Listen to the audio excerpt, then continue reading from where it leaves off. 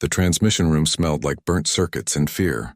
Rin pressed both hands against the control panel, trying to stop them from shaking. Outside the reinforced window, the colony world below was dying. Fires spread across 3 continents where the Dominion had dropped their weapons. Millions of voices had gone silent in the past week alone. "We need to send it now," Rin said, turning to face the council members gathered in the cramped space.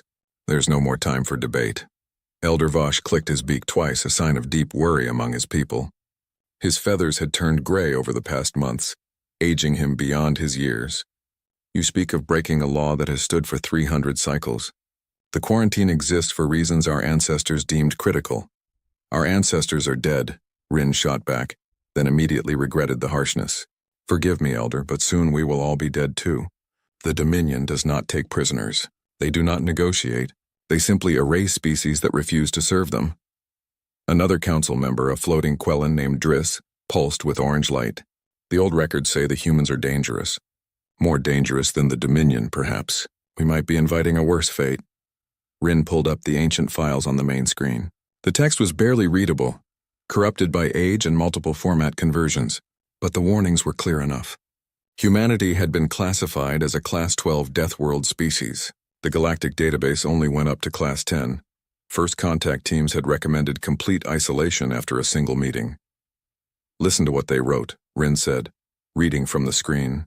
"Humans survive injuries that would kill any known species. Their planet has tried to destroy them through ice ages, volcanic eruptions, and asteroid impacts.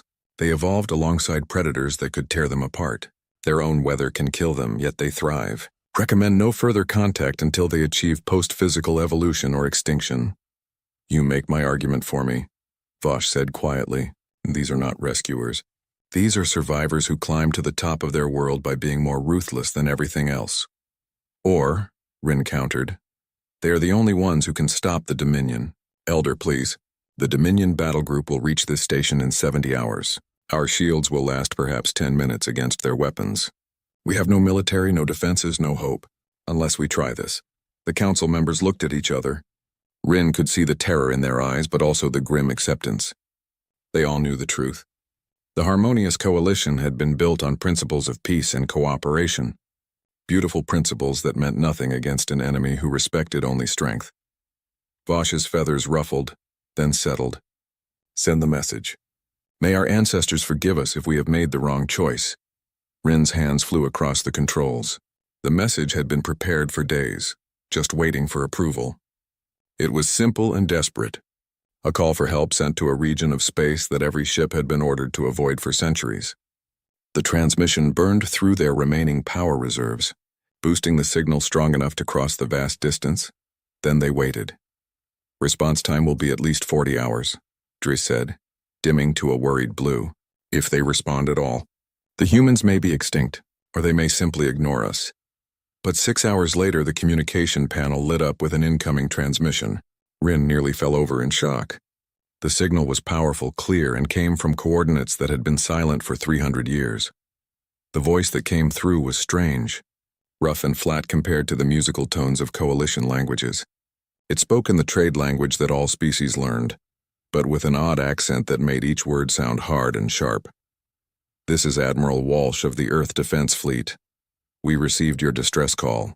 We are aware of the Dominion's actions in your space. A response force is being assembled. Hold your position. We are coming." The transmission ended before anyone could reply. Vosh stared at the speaker in disbelief. 6 hours. They answered in 6 hours across a distance that should take weeks to cross. "And they said they are aware of the Dominion," Rin added, feeling a chill run through their body. "How long have they been watching us?" "Elder," another council member said, her voice shaking. "I pulled up the stellar charts. The human quarantine zone is 47 light-years from our position.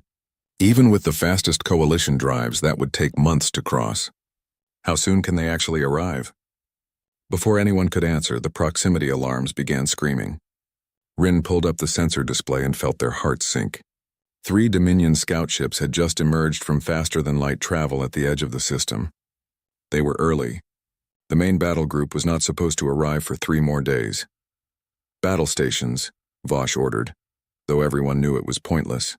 The station had basic shields and a few old mining lasers that could be turned into weapons.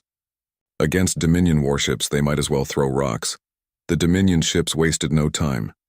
They burned toward the station at maximum acceleration, and their commander sent a message that was broadcast across all frequencies. Primitive species, you have been judged as resources for the Dominion. Surrender your station and prepare for processing. Resistance will result in immediate termination. Rin sent back the only message they could think of. We have called for help. You should leave while you still can. The Dominion commander's laughter came through clearly. Help from whom? Your pathetic coalition has no warriors. You will die alone and forgotten like all the others. The Dominion ships closed to weapon range. Their targeting systems locked onto the station's power core and life support systems. Rin watched the tactical display and waited for the end. Then, space itself seemed to tear. Open, 3 ships dropped out of faster than light. Travel so close to the station that the proximity alarms nearly overloaded. But these were not Dominion vessels. The sensor data made no sense. The ships were moving at speeds that should be impossible. Their hulls registered temperatures that should melt metal, and their energy signatures were unlike anything in the Coalition database. A new voice came through the communication system, calm and cold. Dominion vessels, you have entered a protected system. Power down your weapons and prepare to be boarded. This is your only warning. The Dominion commander responded with weapons fire. It was the last mistake he ever made. The archive room had not been opened in Vosh's lifetime. Dust covered every surface, and the old data crystals hummed with barely contained information as Rin carefully placed them into the reader. The Council had demanded answers about the humans before their fleet arrived. What they found in the ancient files made the Dominion seem almost merciful by comparison. First contact occurred 314 cycles ago. Rin read aloud, their voice echoing in the empty room. A Coalition exploration vessel encountered a human ship near their home system. The report says the human vessel should not have been spaceworthy. It leaked radiation. The temperature inside would have cooked any other species. But the humans seemed comfortable. Vosh leaned closer to the screen, reading the next section himself. His beak opened in shock. The exploration team invited the humans aboard their ship for cultural exchange. During the visit, there was an accident. A plasma conduit ruptured. The heat and radiation killed 2 Coalition crew members instantly. The human guest was caught in the blast. What happened to the human? Asked Driss, floating nearby. Rin scrolled down, then read in a quiet voice. The human suffered severe burns across 40% of his body. The Coalition doctor declared him dead. But 2 hours later, the human woke up. He apologized for causing trouble and asked if he could help with repairs. The medical scans showed his body was already healing. Flesh was regenerating. The doctor wrote that it was impossible, but it was happening. The room fell silent except for the hum of old machinery. Vosh clicked his beak nervously. Continue reading. The next file was a psychological evaluation. Rin read it slowly, trying to understand the complex terms. The human showed extreme pack bonding behavior. He formed emotional attachments to the crew within hours. When asked about his family, he showed images of a creature called a dog. The human said this creature was his best friend. The evaluator notes that humans bond with other species instinctively, even predators from their own world. That does not sound dangerous, Dries said, pulsing yellow with confusion. It sounds almost pleasant.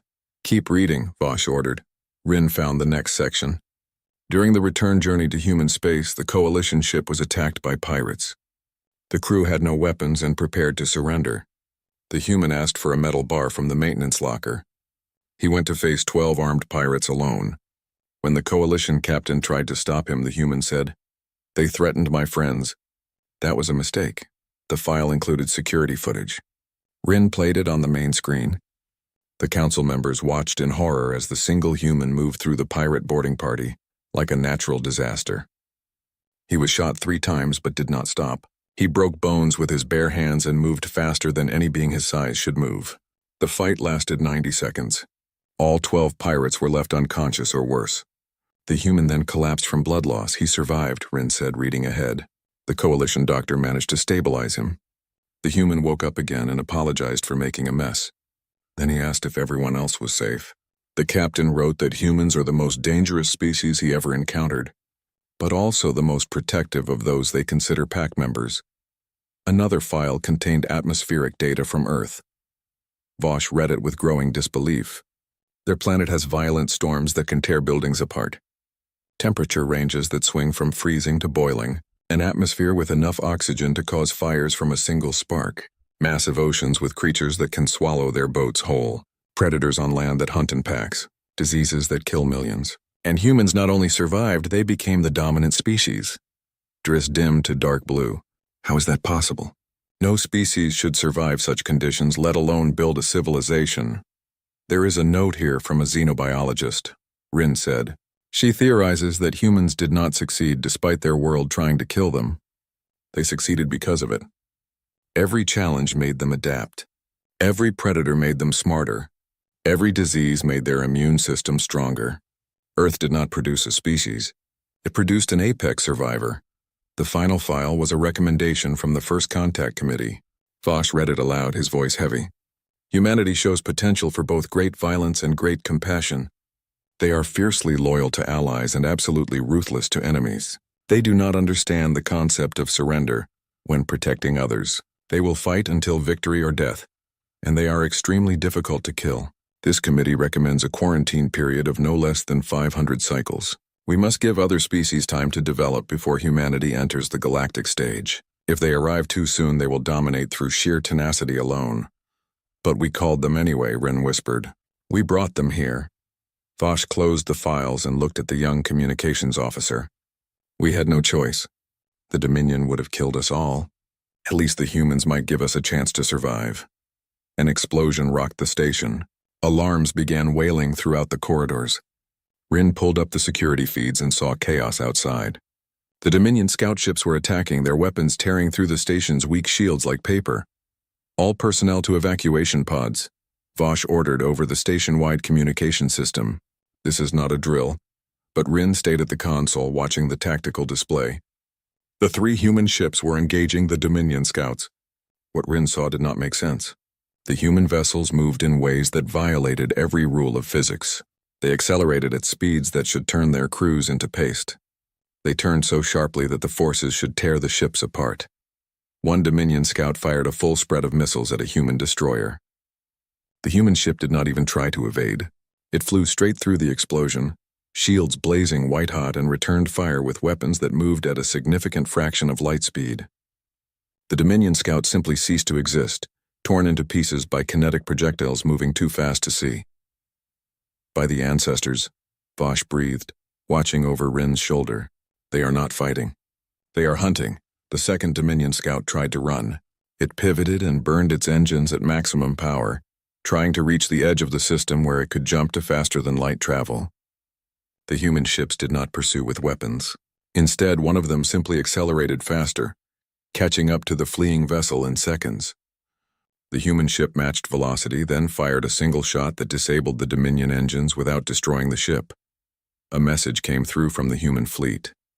1 scout destroyed, 1 captured for intelligence, 1 remaining. The 3rd Dominion scout was trying to target the Coalition station, apparently deciding that if it was going to die, it would complete its mission first. Its weapons charged for a final devastating attack. The human ships responded instantly. All 3 opened fire simultaneously.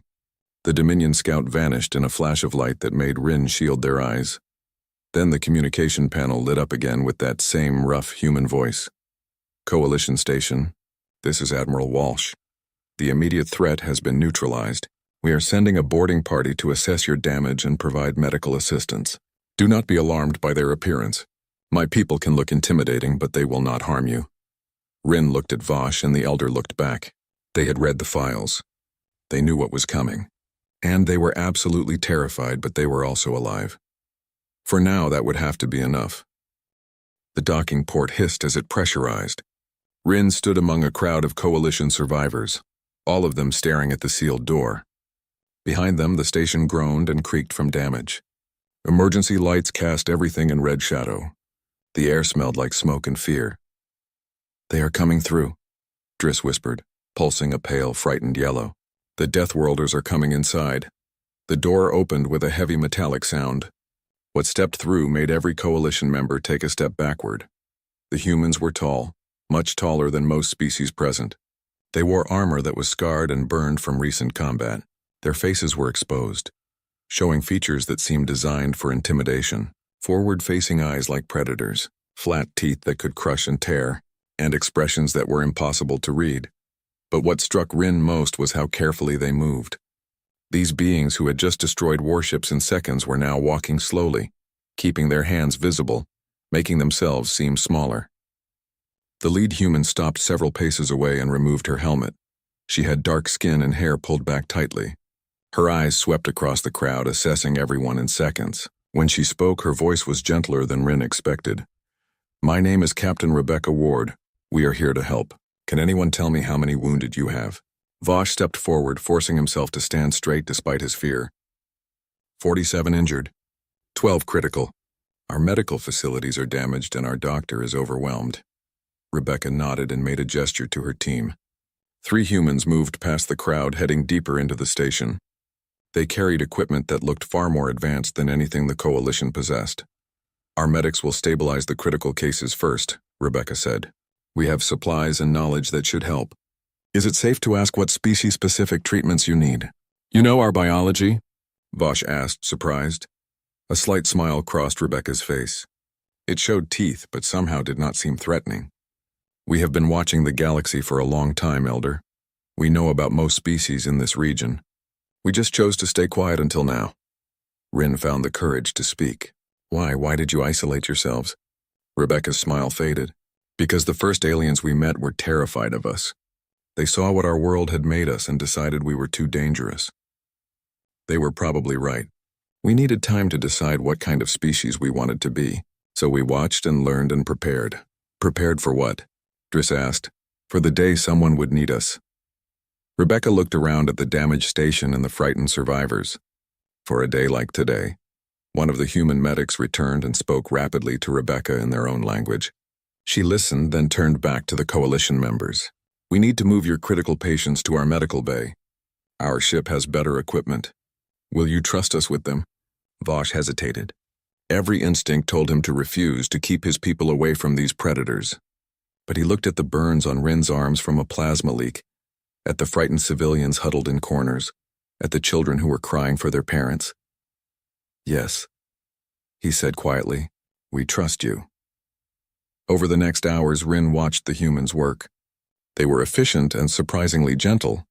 A medic named Liu treated Rin's burns with a foam that stopped the pain instantly. Her hands were steady and careful. "This will heal completely in a few days," Liu said. "No scarring. You are very brave to stay at your post during the attack." "I was just doing my duty," Rin said, studying Liu's face. "Can I ask you something?" "Of course."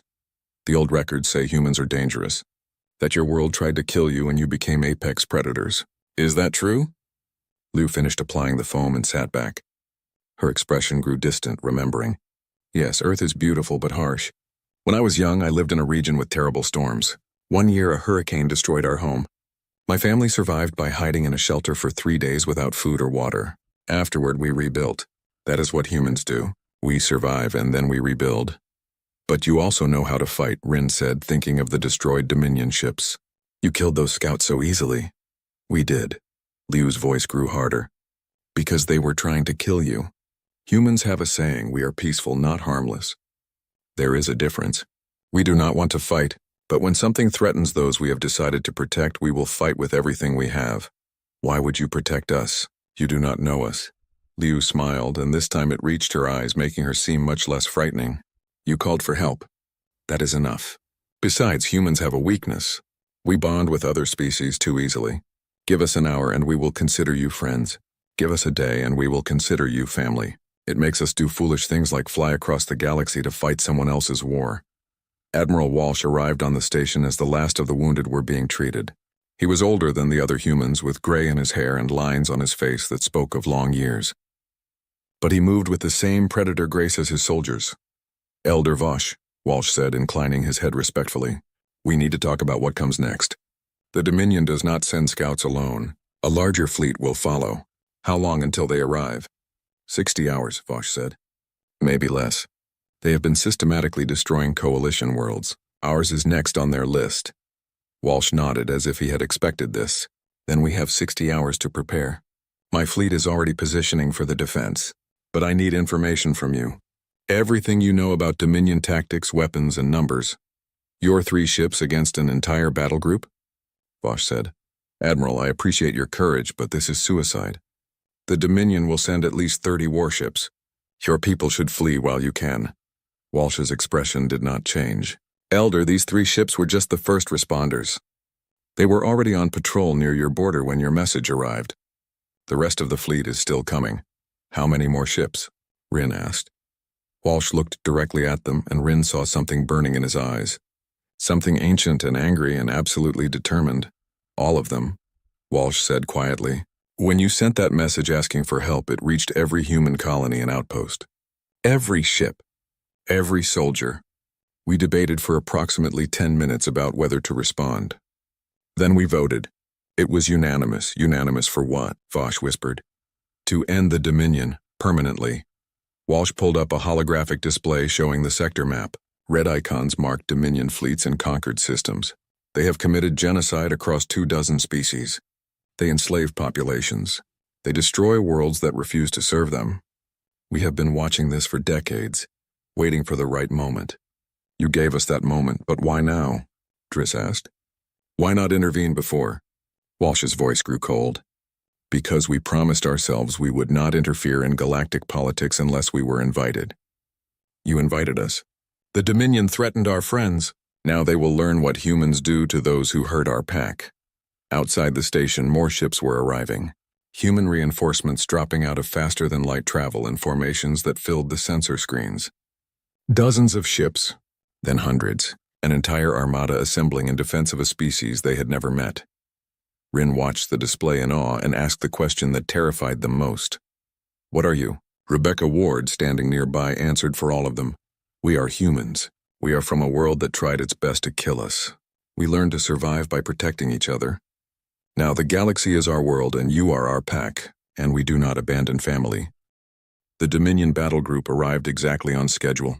60 warships emerged from faster-than-light travel at the edge of the system, their hulls bristling with weapons designed to crack planets. Commander Threx stood on the bridge of his flagship, watching the sensor displays with satisfaction. Another primitive species would fall today. Another world would be added to the Dominion's empire. Status report, Threx ordered, his voice carrying the natural authority of a species bred for conquest. The Coalition station is still operational, his second officer reported. However, we are detecting multiple unknown vessels in orbit. They are not broadcasting Coalition identification codes.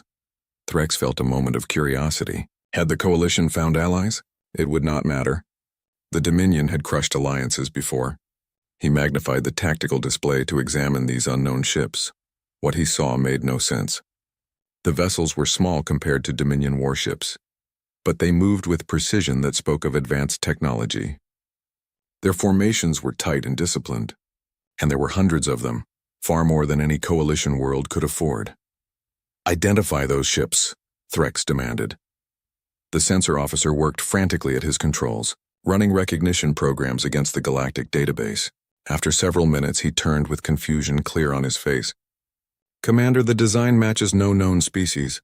The database has one reference, but it is flagged as quarantined and restricted. Show me. The file appeared on the main screen. Threx read it quickly, then read it again because he could not believe the words. Humanity. Earth. Class 12. Deathworld. Recommended isolation for 500 cycles. Extreme danger. This must be a mistake, Threx said slowly. The quarantine was established centuries ago. These primitives should not have functional spacecraft. The ships are functional, Commander. Very functional. They are moving at velocities that exceed our maximum combat speed. Their energy signatures suggest power generation far beyond their size class. Threx felt the first whisper of doubt. He crushed it immediately. The Dominion had conquered 200 systems. They had faced every type of warrior and weapon.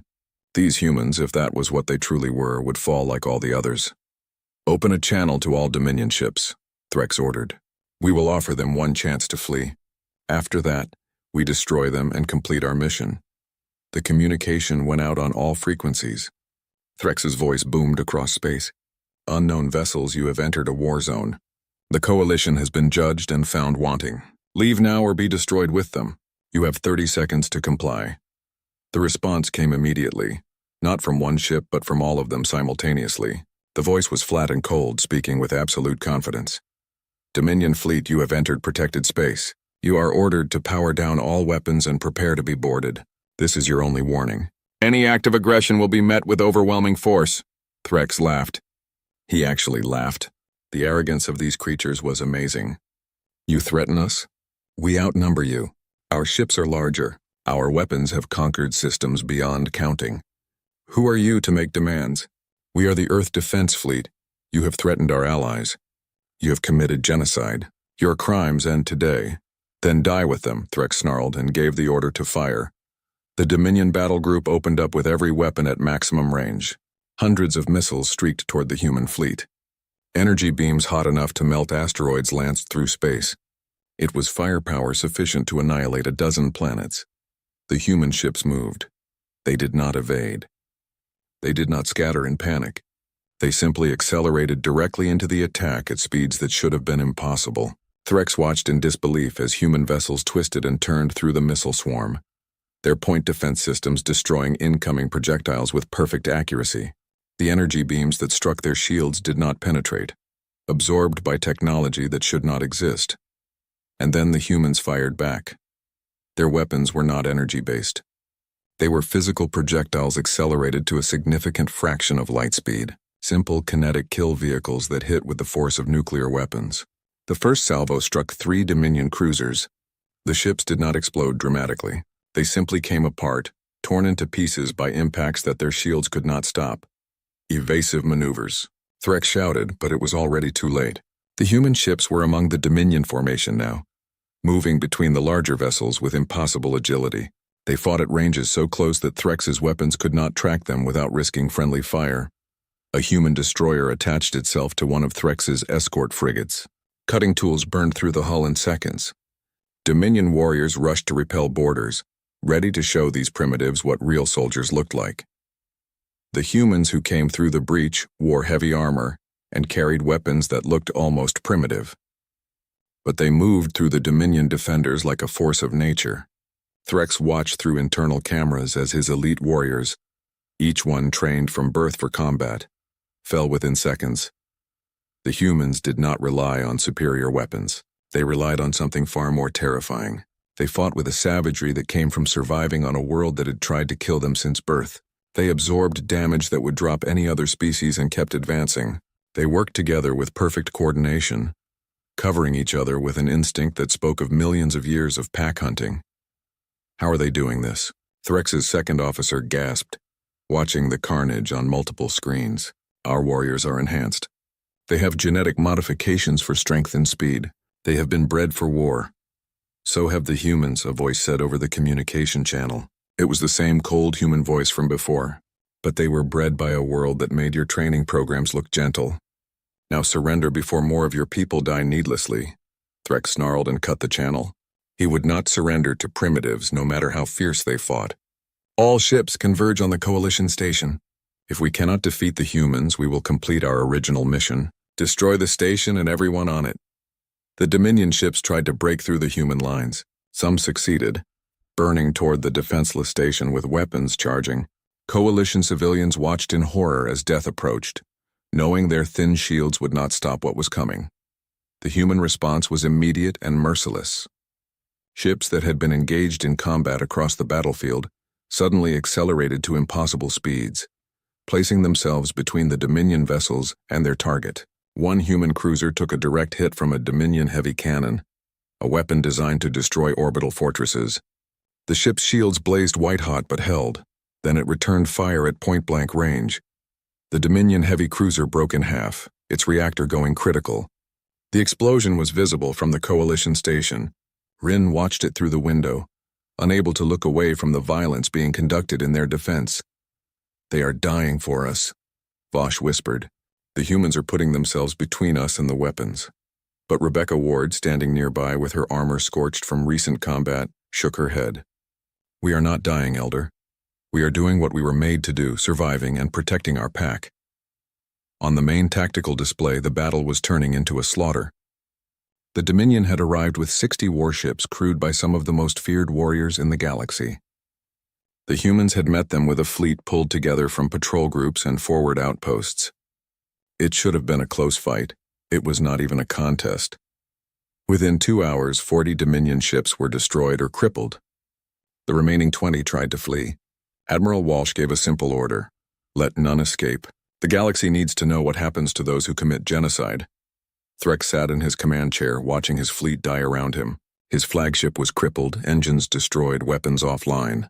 A human boarding party was cutting through his last security door. He had one final message to send to the Dominion High Command. "They are not warriors," he transmitted, his voice shaking with something he had never felt before: fear. "They are apex predators. We woke something that should have stayed sleeping. May the ancestors forgive us." The door burst open. The last thing Commander Threx saw was a human standing in the smoke and fire, looking at him with eyes that held absolutely no mercy for those who hurt the innocent. The battle for the Coalition station was over. The Dominion had learned what humanity could do when properly motivated, but the war had only just begun. News of the defeat reached the Dominion homeworld within hours. The High Council gathered in their fortress beneath the capital city, watching the recordings that Threx had transmitted before his capture. They watched in silence as human ships tore through their battle group. They watched their finest warriors fall to beings who should not have been able to fight at all. High Counselor Vexen paused the recording on an image of a human marine standing among fallen Dominion soldiers. The human's armor was damaged, showing burned flesh beneath, but the creature was still standing, still fighting, seemingly unable to recognize when it should be dead. "This is impossible," Vexen said, his voice steady despite the fear growing in his chest. "Our intelligence said the humans were quarantined. Primitives barely capable of space travel." "Our intelligence was 300 cycles old," another counselor responded. "The humans have been preparing, building, waiting." "Waiting for what?" "For us to give them a reason to act." Vexen turned from the screen to face the council. They were the rulers of an empire that stretched across 70 systems. They commanded armies that had crushed every species foolish enough to resist. And now, for the first time in generations, they faced an enemy that did not fear them. "How many ships did the humans deploy?" Vexen asked. "Initial reports suggest 300 vessels at the Coalition station," the military advisor said, "but our scouts report additional human fleets moving throughout the sector. They appear to be liberating every system we have conquered in the past decade." "That is impossible. No species could field that many ships without bankrupting themselves." "The humans are not like other species, High Counselor. Their economy appears to be entirely geared toward military production. Their culture celebrates warriors and protectors. They have turned their entire civilization into a machine designed to defend others." Vexen sat down heavily. The implications were staggering. The Dominion had built an empire through fear and overwhelming force. But the humans did not fear them, and their force was clearly overwhelming in return. "Can we negotiate with them?" another counselor asked. "We tried," the advisor said quietly. Admiral Walsh responded personally. His message was brief. He said that genocide is not a negotiable crime. He said the Dominion would be dismantled, its leadership tried for crimes against sentient life, and its conquered worlds freed. He gave us one option: surrender or face extinction. The council chamber erupted in angry voices. Surrender was impossible. The Dominion did not bow to anyone. They were the conquerors, not the conquered. But Vexen looked at the frozen image of the human marine and wondered if pride was worth dying for. "Send our fleet to defend the homeworld," Vexen ordered. "Every ship we have. If the humans want our surrender, they will have to come take it." 3 days later, the human fleet arrived. They did not arrive quietly or carefully. They emerged from faster-than-light travel in orbit above the Dominion homeworld, their ships forming a blockade that covered every possible escape route. And they brought with them representatives from every species the Dominion had enslaved or attempted to destroy. Coalition ships flew alongside human destroyers. Former subject species who had been freed from Dominion rule now stood as allies of Earth. The message was clear. Humanity had not come alone. They had brought everyone the Dominion had wronged. Admiral Walsh broadcasted on every frequency, ensuring that every Dominion citizen could hear his words. "People of the Dominion, your leaders have committed terrible crimes. They have destroyed worlds. They have enslaved populations. They have killed billions in the name of expansion and power. This ends today. We are not here to conquer you. We are here to free you from those who have led you down this dark path. Stand down and you will be treated fairly. Resist and we will do what is necessary to stop you. The Dominion fleet responded with weapons fire. They had assembled 400 warships in defense of their homeworld, the largest concentration of military force they had ever gathered. It should have been an unbreakable defense. The battle lasted 6 hours. The humans did not fight with anger or hatred. They fought with cold efficiency, targeting military installations with precision that avoided civilian casualties. When Dominion ships tried to hide among civilian orbital stations, the humans simply disabled their engines and moved on to the next target. Dominion orbital defense platforms that had stood for centuries were reduced to debris. Military bases on the planet's surface were destroyed by weapons that struck from orbit with perfect accuracy, and through it all not a single civilian structure was damaged. Vexen watched from the council bunker as his empire crumbled. The humans were showing mercy, which somehow made their power even more terrifying. They could have destroyed the entire planet. Instead, they were surgically removing only the military capability, leaving everything else intact. They are not trying to kill us, Vexen whispered. They are trying to stop us. The final blow came when human special forces breached the council bunker. They came through walls that were supposed to be impenetrable, moving through the Dominion's elite guard with the same ease they had shown everywhere else. Within minutes, the entire High Council was surrounded. A human commander removed her helmet. She was younger than Vexen expected, with determined eyes and scars that spoke of many battles. She looked at the counselors with an expression that was hard to read. Not quite hatred, but certainly not kindness. "High Counselor Vexen," she said, "I am Colonel Sarah Kim of the Earth Defense Force. You and your council are under arrest for crimes against sentient life. You will be tried fairly, and if found guilty, you will face justice. Do you surrender?" Vexen looked around at his fellow counselors. Some looked defiant, others looked terrified. All of them looked defeated. "What justice?" Vexen asked bitterly. "You will execute us and claim it is for the good of the galaxy." Sarah shook her head. "We will put you on trial. You will be allowed to defend yourselves. Representatives from every species you harmed will testify, and a jury of your peers will decide your fate. That is justice. That is what separates us from you. And if we refuse to surrender," Sarah's expression hardened, "then we will do what is necessary, but I hope you choose differently. Enough beings have died because of your choices. Do not add yourselves to that list." Vexen stood slowly, feeling the weight of his decisions pressing down on him. He had led the Dominion for 20 cycles. He had ordered the conquest of dozens of worlds. He had believed it was necessary, that the strong had the right to rule the weak. But looking at Sarah Kim standing there with her scarred armor and determined eyes, he realized the truth. The Dominion had never been truly strong. They had simply never met anyone stronger. "I surrender," Vexen said quietly. "On behalf of the High Council, I surrender." The other counselors stared at him in shock. But one by one, they too stood and raised their hands in submission. Sarah nodded and spoke into her communication device. "Command, this is Kim. The High Council is in custody.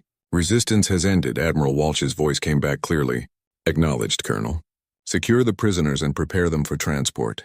The tribunal will convene within the week." Sarah looked at Vexen again. "You made the right choice, High Counselor. Many of your people will live because of it." "Why?" Vexen asked.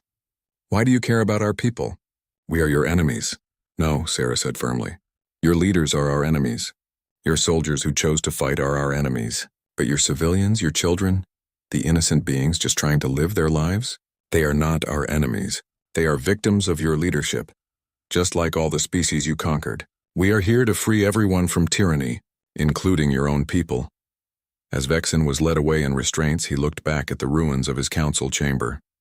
The Dominion had fallen in less than a week. An empire that had stood for centuries, brought down by a species that had been isolated and forgotten. But as he thought about Sarah's words, Vexen realized something. The humans had not conquered the Dominion. They had liberated it. There was a difference, and in that difference lay the reason why humanity would succeed where the Dominion had failed. The strong did not have the right to rule the weak. The strong had the responsibility to protect them. 6 months had passed since the fall of the Dominion. Rin stood at the window of the rebuilt Coalition station, looking out at a galaxy that had changed in ways no one could have predicted. Ships from dozens of species moved through space freely now, no longer afraid of Dominion raids or conquest. Trade routes that had been closed for decades were open again. Worlds that had been enslaved were rebuilding, and everywhere human ships patrolled, keeping watch. "You are thinking too hard again," a familiar voice said behind them. Rin turned to see Liu entering the observation deck. The human medic had stayed behind after the battle, volunteering to help with reconstruction efforts. Over the months, she had become something more than an ally. She had become a friend. "I was just thinking about how much has changed," Rin said. 6 months ago we were preparing to die. Now we are planning expansion into new systems. It feels almost impossible. Liu joined Rin at the window, looking out at the peaceful scene. "Change happens fast when the right forces align." "You called for help," we answered. Everything else followed from that choice. But at what cost? Rin gestured to the human patrol ships. "Your people have taken on the burden of protecting the entire sector. How long can you sustain that?" "As long as necessary," Liu said simply. "That is what we do. We protect those who cannot protect themselves. It is in our nature. Because of your world. Because Earth made you that way," Liu smiled. "Partly. But also because we choose to be this way. Yes, Earth was harsh. Yes, we evolved to survive terrible conditions. But we also evolved to work together, to protect our communities, to care for those weaker than us. Humans are not heroes because we are strong. We are heroes because we choose to use our strength for others." Before Rin could respond, the communication panel chimed. Elder Vosh's voice came through, requesting both of them to come to the council chamber. Something important had happened. They found the chamber filled with representatives from across the coalition. Vosh stood at the center, looking more animated than Rin had seen him in years.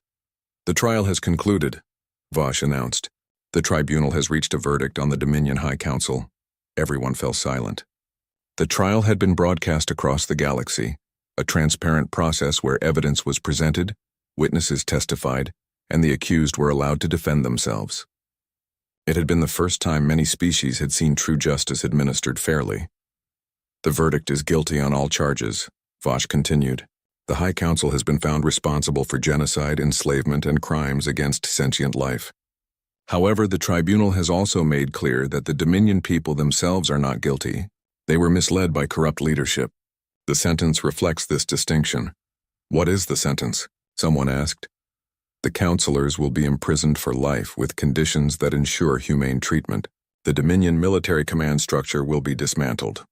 But the Dominion worlds will be allowed to form a new government, one based on democratic principles and respect for other species. Humans and coalition observers will monitor this transition for the next 10 years.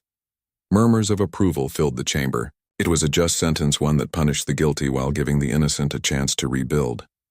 "There is more," Vosh said, raising his hand for quiet. "The tribunal has also established a new galactic accord. It is called the Mutual Defense Agreement. Any species can join by agreeing to 3 principles: no genocide, no slavery, and no wars of conquest. In return, they receive the protection of all other signatories." "Including Earth?" Rin asked. "Especially Earth," Vosh confirmed. "The humans have formally ended their isolation. They are now full members of the galactic community, and they have pledged their fleets to the defense of all peaceful species." The chamber erupted in discussion. Some voices expressed relief. Others expressed concern. The humans were powerful allies, but their presence would change everything about galactic politics. Admiral Walsh entered the chamber, and everyone fell silent. He had become a figure of almost mythical status across the galaxy. The human who had brought down an empire without becoming a tyrant himself. "Thank you for gathering," Walsh said, his rough voice carrying easily through the space. "I know many of you are uncertain about Earth's role moving forward, so I want to be clear about our intentions. We are not here to rule. We are not here to impose our will. We are here to ensure that what happened to the Coalition worlds never happens again." He pulled up a holographic display showing the current galactic map. Human patrol routes were marked in blue, covering major trade lanes and vulnerable systems. "Our fleets will maintain a presence in key locations," Walsh continued. "But we are not an occupation force.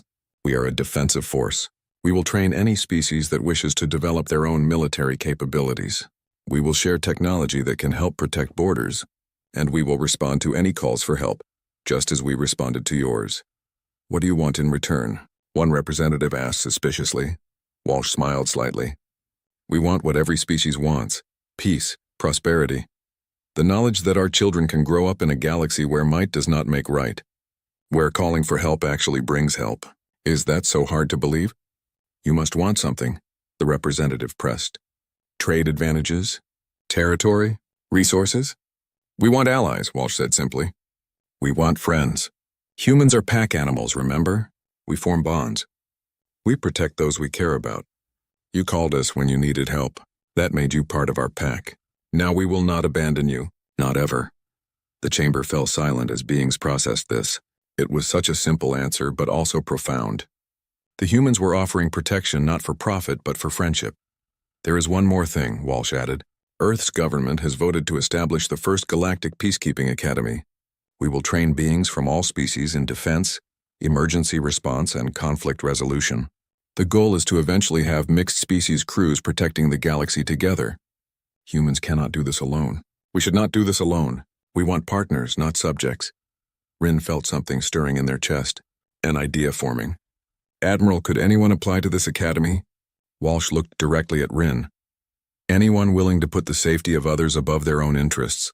Anyone willing to stand between the innocent and those who would harm them. Anyone brave enough to call for help when it is needed. Does that describe you?